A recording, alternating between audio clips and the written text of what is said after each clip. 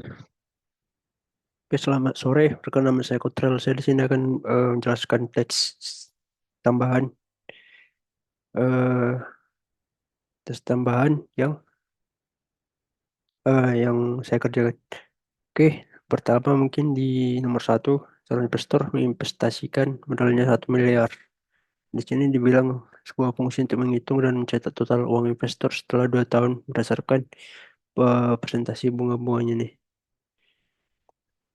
Oke, eh, berikut ini kode yang sudah saya kerjakan. Pertama definisikan dulu fungsinya. Fungsinya merupakan fungsi investasi 2 tahun dengan parameternya dana. Kemudian cons kita definisikan cons berupa dana total yang menghitung. Nanti dana total nilai 1M itu ditambah plus bunga-bunga majemuknya. Oke, di baris pertama ini dana karena di dalam ceritanya ada 1 miliar dan 350 juta ini merupakan 0,35%. 0,36% dari 1 miliar. Ini dana ini harus 1 miliar tadi. Kali 1 ditambah 3,5 per 100 dipangkatkan dengan 2 ini adalah rumus untuk bunga majemuk. Bunga majemuk di mana dia eh, jadi berpangkat sesuai dengan tahun tahun dia mendepositkan dananya. Tadi sesuai juga dengan 3,5% per tahun. Dan kemudian di yang kedua, dikatakan bahwa ada 650 juta. Nah, 30% dari 650 juta ini itulah ini. Dan dananya 30%-nya dikalikan lagi dengan dana majemuk dengan keuntungan 13% per tahun. Kemudian di baris ketiganya juga sama, merupakan dana 600 juta tadi, 0,35 dari 1 miliar, dan kemudian dikali 0,35 lagi untuk mendapatkan nilainya, kemudian dikalikan dengan nilai bunga majemuknya dalam 2 tahun. Kemudian di baris keempat ini, baris keempat sisa dari 650 650 juta tadi ada 0,30 sama 0,35, berarti sisanya adalah 0,35%. Di sini rumusnya satu dikurang ini merupakan sisa dari 650 juta tadi dikurangi dengan 0,3% untuk obligasi dan 0,35% untuk saham A. Kemudian dikali dengan bunga majemuk lagi, dipangkatkan dengan 2 sesuai dengan tahunnya. Nah, nanti hasilnya kita dapatkan di sini konsol log merupakan dana totalnya itu fix 2 ini adalah dia menggenapkan atau di belakang koma itu ada dua nanti, dua bilangan dari belakang koma. Oke, dan jika kita tes di parak programis,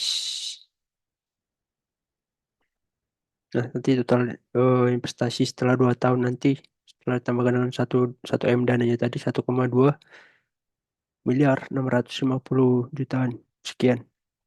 Oke, untuk soal yang kedua, terus sebuah data array sebagai berikut. Nah, ini adalah mengelompokkan array ini menjadi array target. Array targetnya adalah damage is awesome. Nah, ini merupakan satu satu teknik yang dimakan dengan sorting. Sorting eh, selection sort. Selection, sedikit penjelasannya selection sort itu adalah di mana jika misalkan nanti dalam satu baris pertama itu ditemukan misalnya di indeks kedua misalnya D yang akan menjadi target dari indeks kedua ini akan eh, akan ke kiri secara otomatis di barisan selanjutnya. Kemudian begitu juga dicari di barisan selanjutnya, barisan mana yang ada huruf U-nya. Huruf U-nya kita lihat di sini indeks ke 0, indeks ke 0 U-nya ada, dia akan berpindah ke kiri lagi setelah D dan begitu juga seterusnya sampai baris ke sesuai dengan length dari array Damoic ISM-nya. Nah, nanti akhirnya juga sampai akhirnya nanti akan membentuk pola pola array dan masih isosom. Untuk eh untuk code-nya seperti ini. Nah, ada function nyusun array ke target. Terus targetnya dan masih isosom. Split ini untuk ubah target menjadi array karakter. Nanti ada resultnya merupakan array kosong yang diisi oleh target array targetnya nanti. Nih, kemudian di bar selanjutnya iterasi melalui target nyusun ulang sesuai target for each to setiap karakter. Index sama dengan array dari index of karakternya. Nah, di sini ada kondisi kondisional jika indeks tidak sama dengan minus 1. Minus 1 ke result post array index. Ini kenapa minus 1 dia? Karena dia array itu dimulai dari 0. Dan jika kita ngecek nanti kita mengecek nanti arraynya misalnya minus 1, itu pasti akan masukkan data yang salah, array yang salah nanti ke dalam targetnya. Dalam artian kenapa ada perbandingan ini tidak sama dengan minus 1 itu nanti bisa jadi nanti kita bisa mengakses elemen array yang tidak ada. Karena elemen array itu mulai dari 0 sampai dengan seterusnya. Nah, dia akan kemudian result post array index. Di post nanti arraynya. Misalnya jika dapat misalnya D di indeks keberapa gitu. Dia akan push ke kiri. Kemudian U-nya di push lagi setelah D. Dan seterusnya, bar seterusnya. Nah, ini array index sama dengan 0 itu. Jika satu array sudah terpakai, maka dia tidak akan digunakan kembali. Nah, return resultnya nanti berupa array juga array target, tapi dia akan di join menghilangkan arraynya. Nanti jadi bentuk string. Nyala arraynya masih berantakan dan ini tadi uh, const targetnya. Kemudian konsol log nanti adalah output hasil uh, dari range satu menyusun array berantakan ini menjadi target. Jika kita tes akan jadi seperti ini. Nah, ada bahasa awesome ternyata berhasil. Kemudian di tes yang ketiga, coba sebuah fungsi akan cetak pola tiga terbalik. Jika dicetak pola sebanyak 5, maka dia akan terdiri dari 5 baris.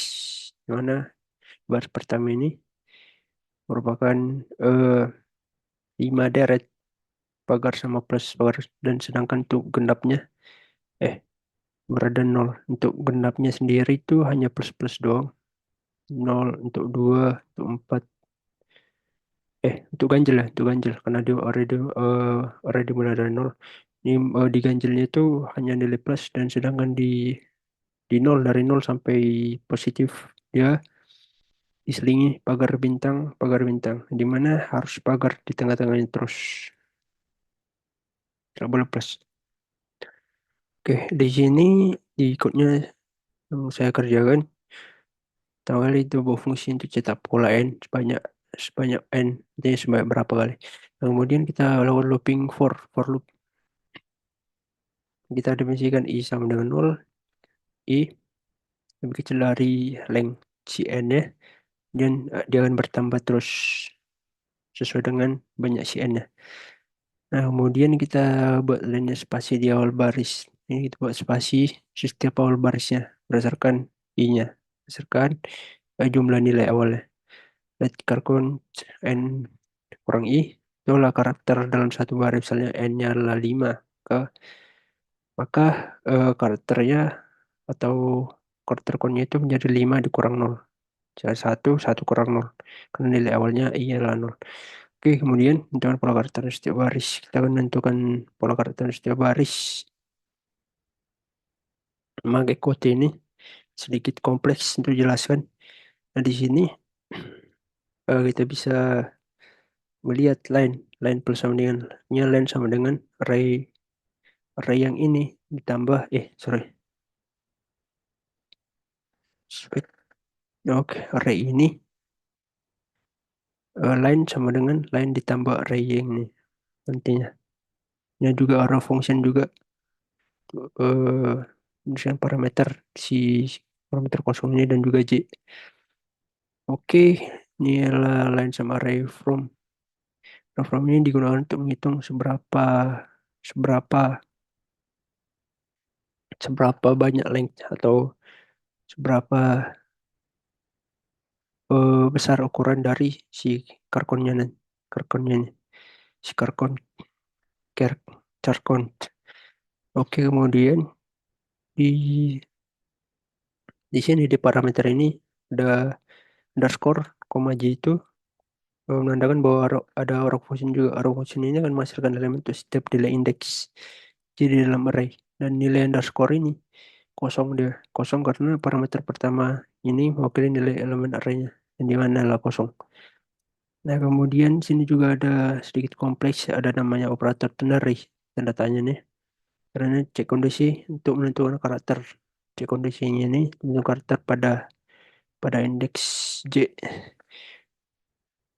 Nah, untuk menjelaskannya, nanti kalau misalnya ini melambangkan baris ya, baris di dalam bintang-bintang ini tadi. Untuk J ini adalah kolomnya, kolom artinya horizontal. Kolom horizontal ini adalah pola barisnya I-nya. Nah, di sini artinya jika I plus 2 habis dibagi 4 sama dengan 0. Itu artinya jika tadi ada bintang pertama. Sorry, sebentar. Nah, di sini ada bintang. Bintang dia di baris dimulai dari baris ke 4. Eh, mulai dari baris kedua dan ini baris keempat. Nah, di sini dia bintangnya pagarnya harus selalu di tengah. Pagarnya harus di tengah. Nah, makanya ini jika habis dibagi 4 tadi, maka J ataupun kolomnya ini akan eh, untuk yang genap ya. Jadi habis bagi 2 untuk eh, kolom yang genap dia akan diisi dengan plus. Nah, selebihnya pagar.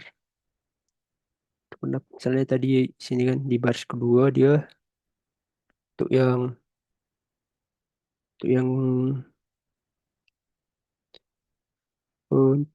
ganjil ya. Untuk yang ganjil dia plus diikuti dengan pagar, diikuti dengan plus juga, plus lagi.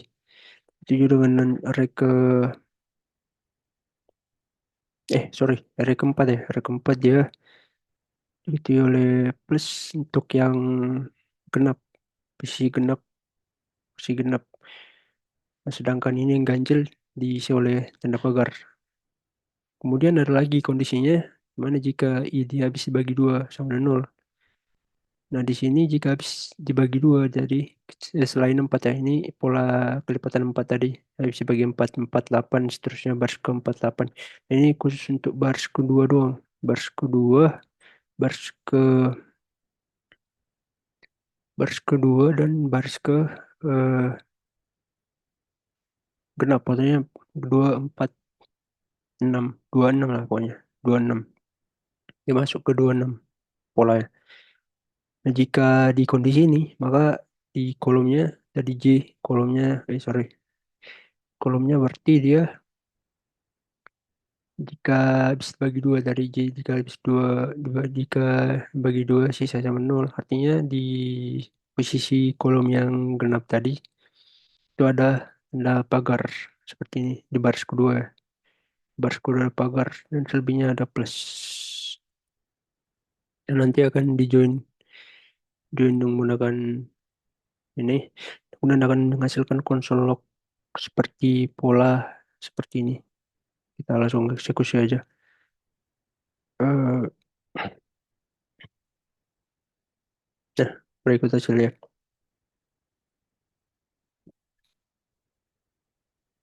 Oke, kemudian di teks yang keempat terakhir, yang keempat, nah yang pertama buat query DB PSQL dengan data sebagai berikut. Berikan hasil query. Pertama kita buat dulu tabelnya. Coba tabelnya dulu. Sini sudah saya buat tabel task collection dan juga users. Kemudian query. Ada query untuk berikan seluruh data dari tabel collection serta user yang memiliki collection tersebut. Yang pertama kali mungkin ini screenshot untuk kasus query penambahan datanya. Ini sudah saya screenshot. Dia bertindak makan waktu lagi.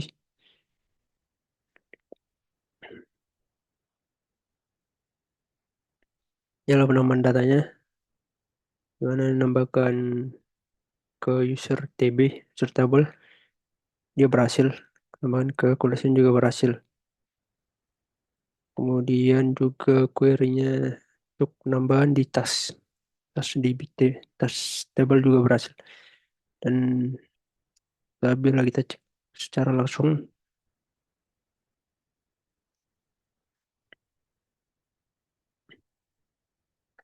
nah berikut ini adalah isinya. Ini untuk task TB, itu dengan user dan juga collection. Untuk mengecek foreign key-nya, kita bisa melihat ke ke IRD-nya, IRD for database. Berikut adalah IRD-nya untuk tabel user, task, dan juga collection. Mana hubungan dari tabel user ke collection itu satu one form ini dengan hubungan dari user dari collection ke task itu one form ini juga. Oke, kemudian menampilkan seluruh data dari tabel collection serta user yang memiliki collection tersebut. Bisa screenshot juga. Nah, ini ntar.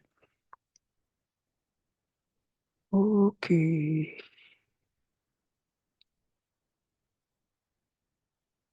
Nah, ini dia.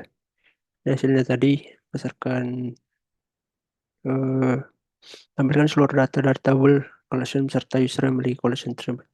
Bukan seluruh data dari collection. Oke, coba kita lihat. Ya, nah, ini di sini dia select collection isinya adalah ID, name, dan user ID. Jadi minta di sini untuk menampilkan semua collection dan juga username berdasarkan foreign key-nya pada tabel users. Dan di sini untuk query-nya sendiri kita select si sini adalah collection table. Bintang ini artinya show all atau semua yang ada di tampilkan semua yang ada di collection table. Kemudian koma u itu adalah user table. eh, kita ambil hanya username-nya aja. Dan from dari collection TB kepada collection TB juga. Kemudian inner join itu tampil irisan ya, irisan dari kedua tabel ini. Mana tabel yang di kiri adalah user TB, table users. U itu artinya eh kita ambil U-nya adalah user stable juga kepanjangan, ini dipersingkat aja. Yang on yang ada pada situ ke kelas bukan collection table di mana user ID pada collection table ini sama dengan users eh di mana sama dengan yang ada pada users table ID pada users table. Oke, kemudian yang kedua, tampilkan seluruh data atas berdasarkan collection tertentu.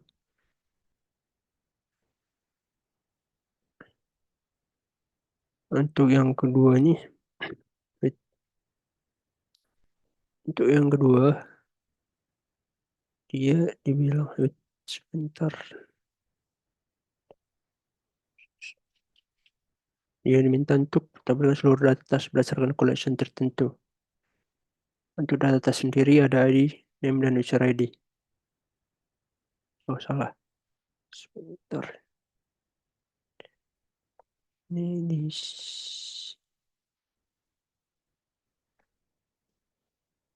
Nah, ini dia. Ini tadi di dalam user table untuk data tas sendiri itu berisi kolom ID, name, dan juga is done dan collection ID. Dan diminta untuk menampilkan semuanya itu dan eh, kita menampilkan nama collectionnya juga, nama collection dari hubungan antara si tabel tas dan juga tabel collection. Penjelasannya kita select dulu, select tabel tas untuk menampilkan semuanya.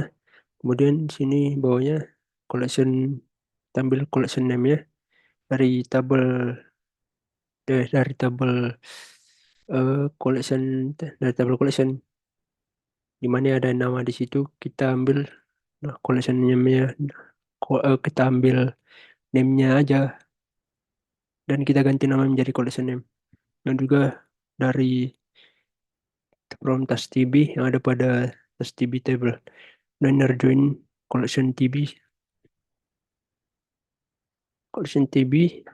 kemudian eh, collection TB lagi, collection TB yang ada pada tas,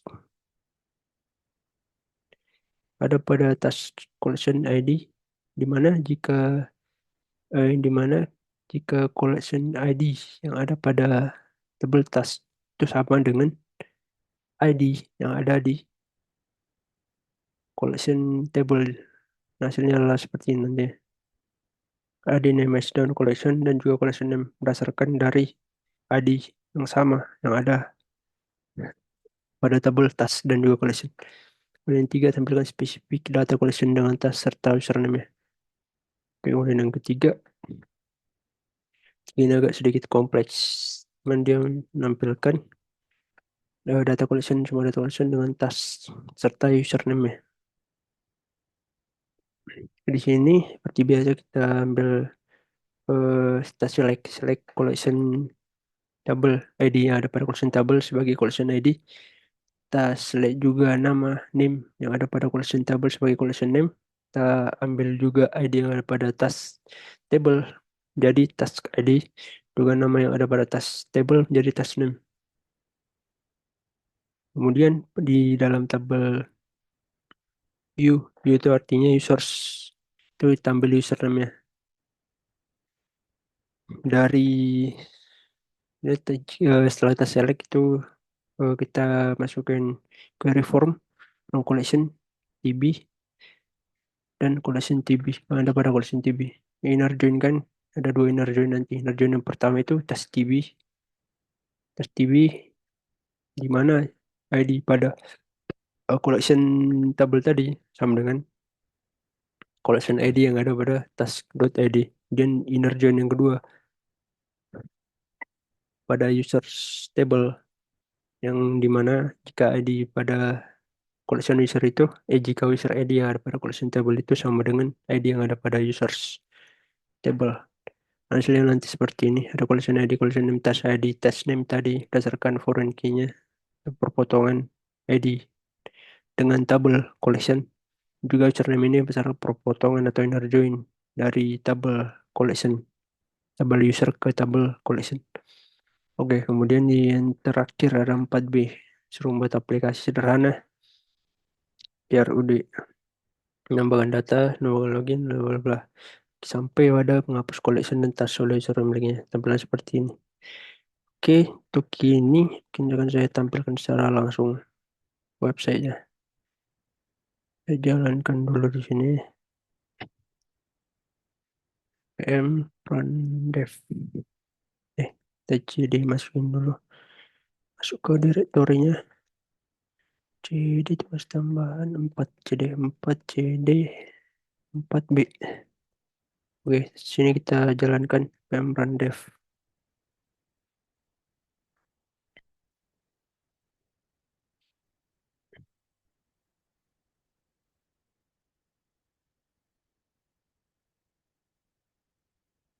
Oke, berikut inilah tampilannya.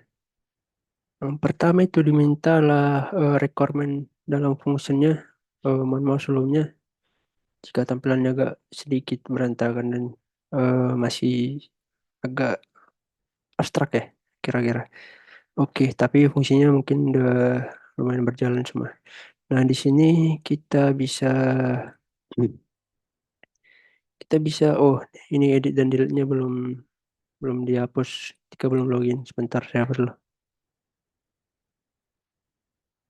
dulu. Di sini di index.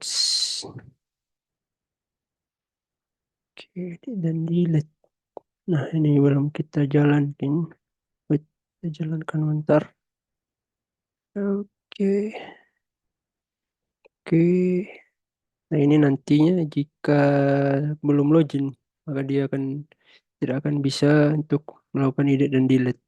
Melakukan edit dan delete itu hanya user authorized user yang login saja.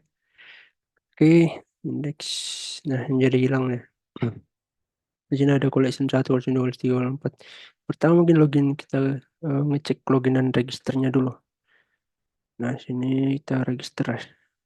Misalnya tes 5 at gmail.com, tes 5 passwordnya 1234, submit. Di sini ada error. eh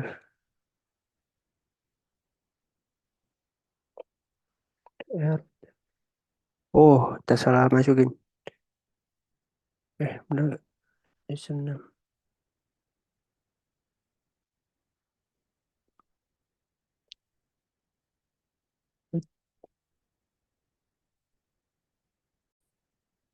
Oke, mohon maaf sebelumnya.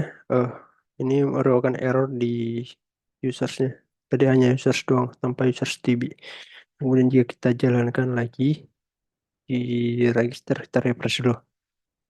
Masukin tes 5 tes 5 at gmail.com. eh tes 5 234. Ya, ada error lagi. Mungkin.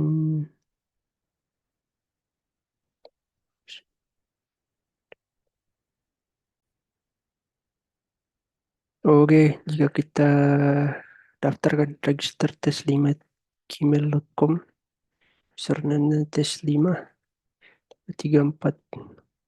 Oke, berhasil. Nah, jika kita cek di tabelnya, sudah bertambah tes5@gmail.com. Nah, kita login tes5 gmail.com 1234. Nah, berhasil login. Berarti untuk login dan register sudah berhasil. Baik, di sini tidak ada collectionnya karena belum ditambah ya, belum tambah untuk tes si user tes 5. Di sini kita masuk langsung ke si tes saja, si tes. Nah, dia udah ada untuk collectionnya sendiri. Ada 34. Nah, inilah collection yang ada pada user test sendiri. Di sini dia sudah bisa menampilkan semua data collection dari tabel. Dari tabel, itulah tabelnya untuk collection. View all rows. Ini ada 5 pastinya. Nah, ada 5 data. Kira-kira rumah sakit tidak pas. Jadi dia udah bisa menampilkan data yang ada pada dari database, fetching data. Kemudian eh di sini nambahkan tasnya belum ya. Belum bisa. Untuk tasnya sendiri belum jalan karena mungkin terbatas waktu. Tas ini hanya CRUD untuk collectionnya doang. Nah, kemudian untuk collectionnya kita bisa melihat dalam edit collectionnya. Sini udah bisa edit collection. Jika tag kita edit untuk auto update untuk collection 4 edited update. Nah, dia udah langsung berubah edited. Kemudian buffer list down pada tabel tas itu belum bisa untuk tasnya. Nah, termasuk waktu. Nah, kemudian hapus collectionnya kita hapus collection 4, delete. Nah, collection 4 pasti langsung terhapus dan database-nya juga udah otomatis terhapus collection 4. Oke, mungkin dari sini dari tas 4B nih yang udah dapat jalan itu adalah login register, nambahkan collection, nampilkan semua data collection, edit collection, hapus dan hapus collection.